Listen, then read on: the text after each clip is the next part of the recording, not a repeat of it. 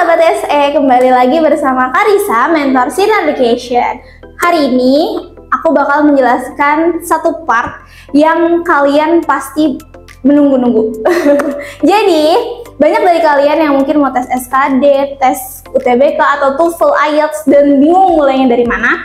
Nah, semua itu bermulai dari part of speech. Penasaran gimana videonya? Bakal Karisa kasih tahu semua partnya, walaupun nggak sesuai dengan urutan ini ya. Tapi insya Allah semuanya bakal dibahas di Sinar Education.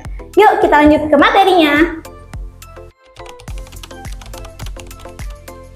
Oke teman-teman, hari ini kita bakal membahas tentang part of speech. Apa sih part of speech? Part of speech itu adalah salah satu bagian dari bagian-bagian penting dari bahasa Inggris. Ibaratnya awal mula kalian belajar bahasa Inggris tuh dimulai dulu dari sini. Apa aja isinya?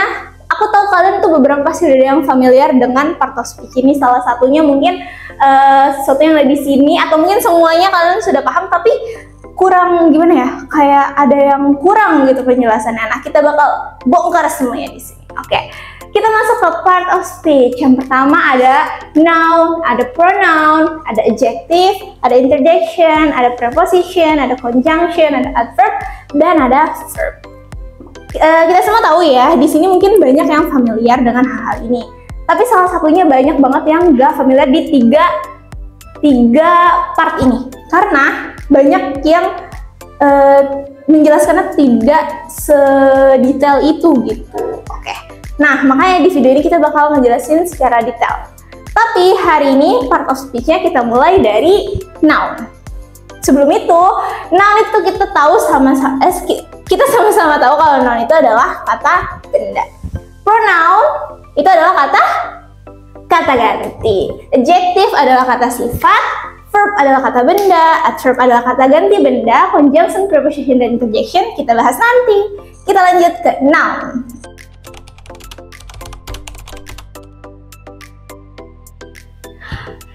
Yes, sekarang kita masuk ke noun. Noun secara terminologi itu artinya kata benda. Secara etimologi dia itu kata yang merujuk pada pembendaan makhluk hidup, benda, ataupun tempat. Contohnya seperti gedung, sekolah, building, school, people, Jakarta itu termasuk salah satu kota atau tempat. Bisa juga macam-macam hewan, tumbuhan, dan lainnya. Karena hewan dan tumbuhan itu termasuk ke makhluk hidup.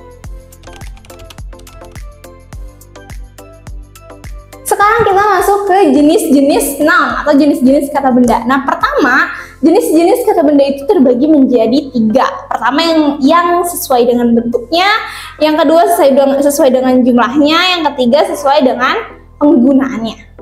Nah, gimana sih contohnya? Kita langsung masuk ke contoh aja biar nggak bingung ya. Yang pertama itu sesuai dengan hal yang bisa diamati ataupun tidak bisa diamati, yaitu sesuai dengan bentuknya. Yang pertama ada concrete noun dan abstract noun. Apa sih concrete noun? Concrete noun itu adalah benda-benda yang bisa diamati dengan mata telanjang. Jadi hal yang bisa langsung kita lihat. Yang kedua ada abstract noun. Abstract noun itu yang tidak bisa kita lihat, kayak mungkin rasanya ada tapi nggak kelihatan gitu.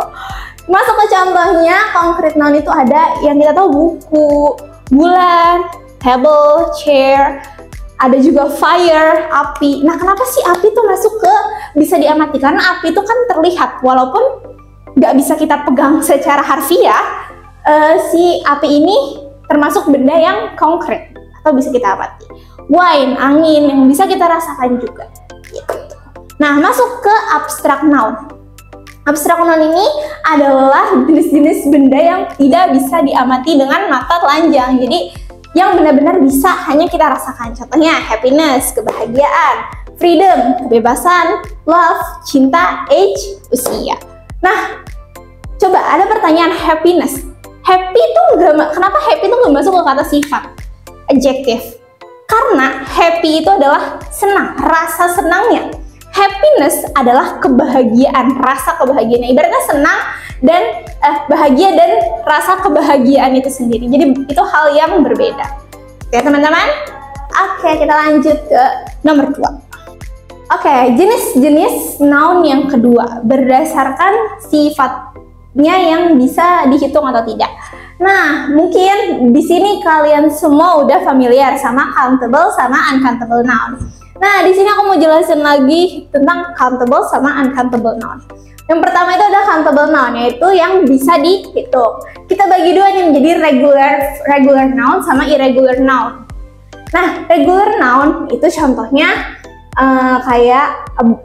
di sini ada singular sama jamak, guys. Jadi singular itu yang bentuknya satu, jamak itu yang bentuknya lebih dari satu. Singular di regular noun ada a book, one table, dan lainnya yang menunjukkan kalau itu satu. Jamaknya itu books, tables, atau yang biasa kalian tahu di belakangnya tambahin s atau es. Itu jamak dari countable noun. Nah, di sini ada bagian irregular noun. Contohnya tuh kayak ada man, woman, child. Nah, kalau singular ada a man, a woman, a child, atau one child, one woman, one man. Tapi di jamaknya beda nih sama yang ini. Yang ini kan ditambahin s atau es. Nah, kalau yang ini dia penyebutannya yang beda. Misal di sini kita nyebut a man, di sini nyebutnya man. Ini a woman, di sini sebutnya women. Satu lagi child, kita tulis di sini deh, child. Di sini tulisnya one child atau a child. Di bawahnya kalau banyak anak disebutnya children, gitu. Kita masuk ke uncountable noun, benda-benda yang nggak bisa dihitung. Nah, yang nggak bisa dihitung ini dia harus memiliki harus memiliki bantuan. Misal di sini milk, a glass of milk.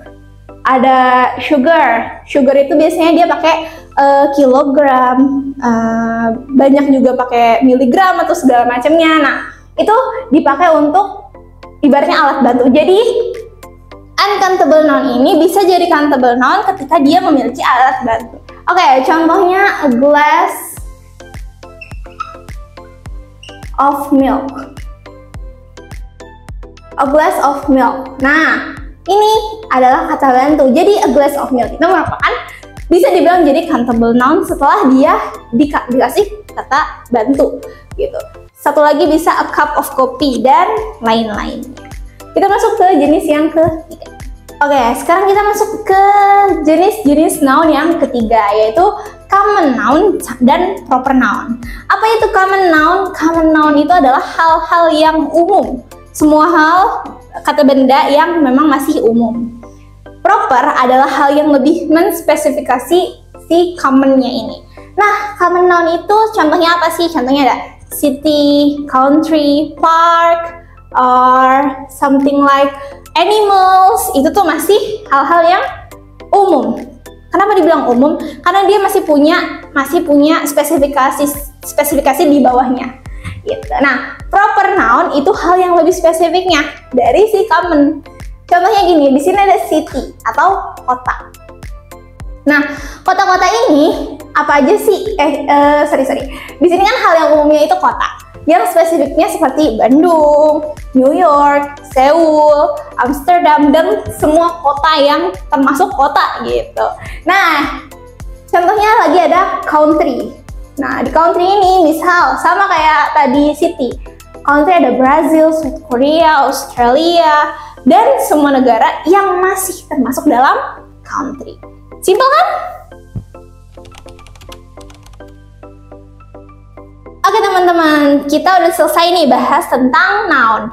Pasti kalian semua udah paham nih tentang apa itu noun, apa pembagian-pembagian noun, dan semua hal yang udah tadi kakak kasih tahu di video. Nah, kakak ada sedikit contoh soal buat kalian kerjain di rumah.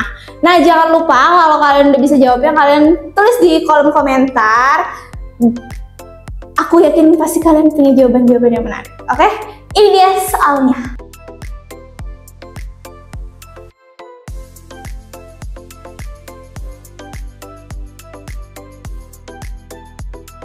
Gimana teman-teman? Gampang kan?